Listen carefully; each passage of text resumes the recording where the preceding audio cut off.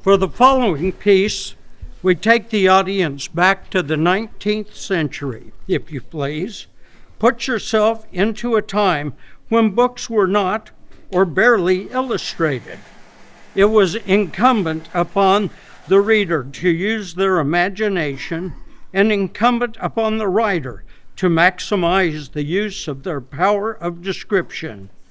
To this end, we invite you to close your eyes and see if you can picture the Cathedral of Notre Dame from nothing but Victor Hugo's description.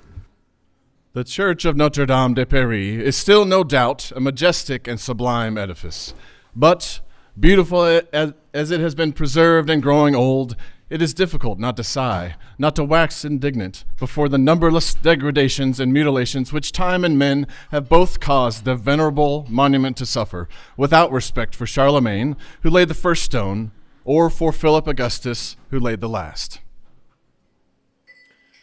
There certainly are few finer architectural pages than this facade, where successfully and at once the three portals hollowed out in an arch, the broidered and dentated cordon of 28 royal niches, the immense central rose window flanked by its two lateral windows, and the frail and lofty gallery of trefoil arches which supports a heavy platform above its finer, slender columns.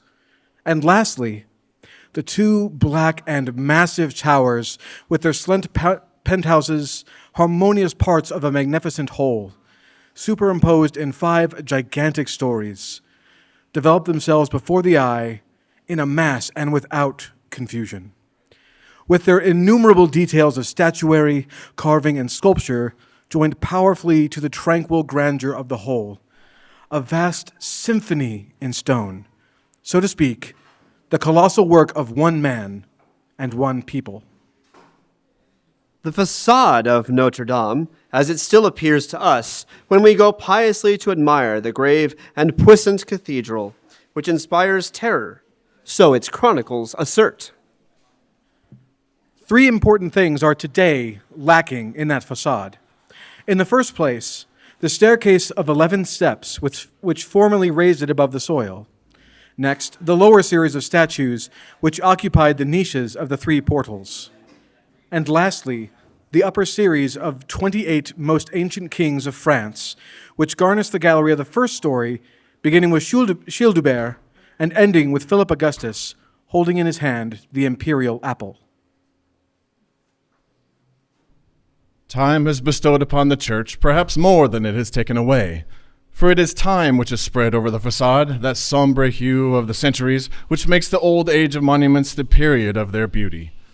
If we ascend the cathedral without mentioning 1,000 barbarisms of every sort, what has become of that charming little bell tower, which rested upon the point of intersection of the cross roofs, and which, no less frail and no less bold than its neighbor, also destroyed, the spire of Saint Chapelle, buried itself in the sky, farther forward than the towers, slender, pointed, sonorous, carved in open work.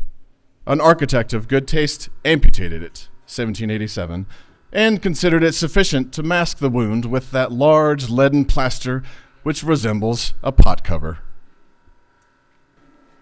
'Tis thus that the marvelous art of the Middle Ages has been treated in nearly every country. To sum up, 3 sorts of ravages today disfigure Gothic architecture. Wrinkles and warts on the epidermis. This is the work of time. Deeds of violence, brutalities, contusions, fractures. This is the work of the revolutions. Mutilations, amputations, dislocation of the joints, restorations.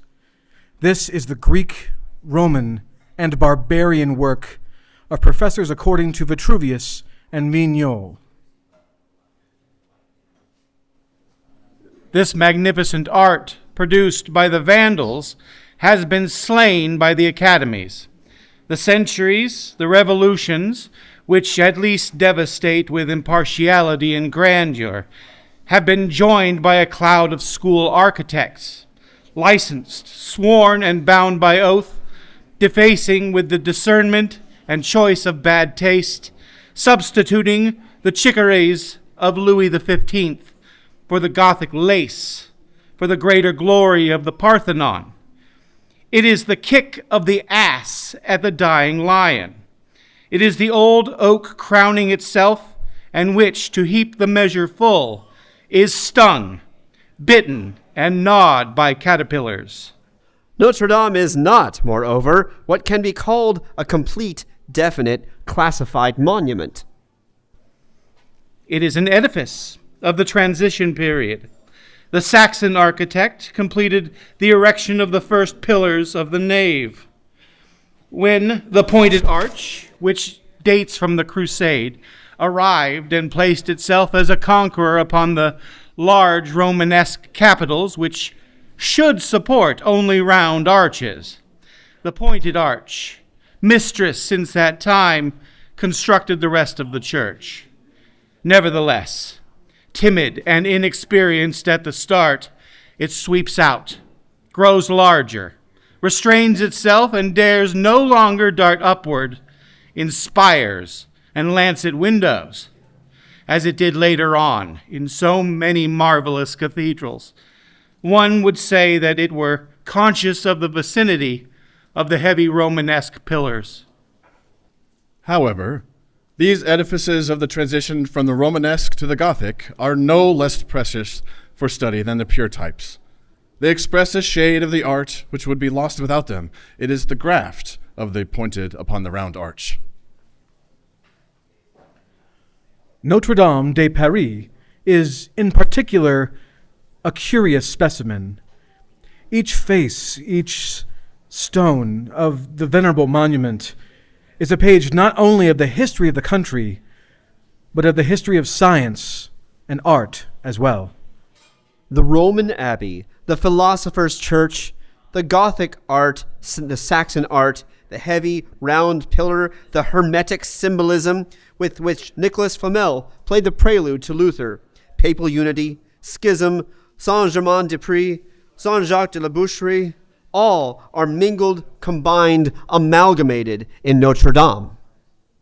This central mother church is among the ancient churches of Paris, a sort of chimera. It has the head of one, the limbs of another, the haunches of another, something of all. We repeat it. These hybrid constructions are not the least interesting for the artist, for the antiquarian, for the historian. Each wave of time contributes its alluvium. Each race deposits its layer on the monument.